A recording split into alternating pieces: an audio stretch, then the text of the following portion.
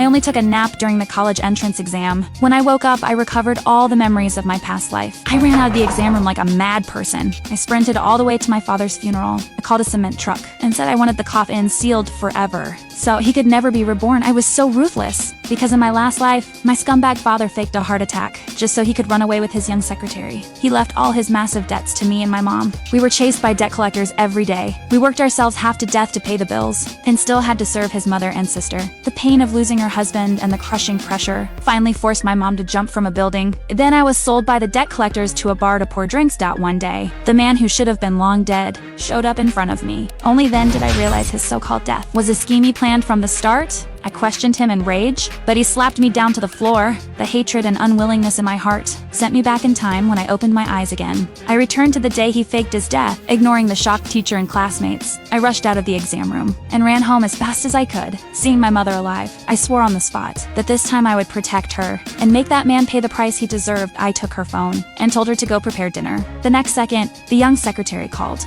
She said the company went bankrupt and my father had a heart attack. I told the nanny to watch my mom closely and told my mom to call my uncle and explain everything. Then asked my uncle to arrange people at the crematorium in advance. Meanwhile, the secretary was applying layers of makeup to my father. The doctor prepared the anesthetic. His fake death act was about to begin. But this time I wanted to see who would win. I brought my mother to the hospital. The doctor calmly announced the cause of death, just like in my last life. But unlike before, I felt no sadness. I walked straight over and slapped my father across the face. Then I pulled out a small knife and stabbed his body over and over. My grandmother and aunt were terrified. They rushed to stop me, afraid I might actually kill him after their pleading. I calmed down, but they knew something was wrong and tried to move the body away quickly. Before they could act, the medical examiner I called in advance entered the room and prepared to begin an autopsy.